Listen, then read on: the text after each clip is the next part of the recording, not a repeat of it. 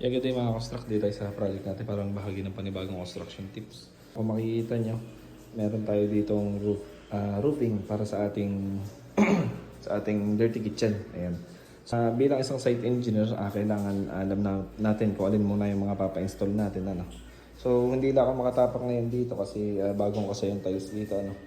Bali, ongoing yung ating application ng skim coat dito sa ating rear side ng face ng ating project. Ano. Hindi natin to project, katabing project natin yung kasabayan lang natin ginagawa. So, kung makikita nyo, nagtindig na muna tayo ng scaffolding dito bago tayo mag-install ng roof.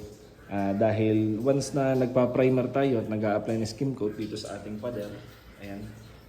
So, ang tendency, pagka meron tayong bubong dyan, may hirapan tayo ng erection ng ating scaffolding, and isa pa is mabilis magdudumi yung ating roofing dito sa ating dirty kitchen and laundry area. Ayan, so priority muna natin na mapinturahan yung upper part. Then pagka okay nang mapinturahan yung upper part, tsaka tayo mag-i-install ng roofing. Yan dapat nako-consider natin yung para naiiwasan natin yung sobrang daming back job. Ayan.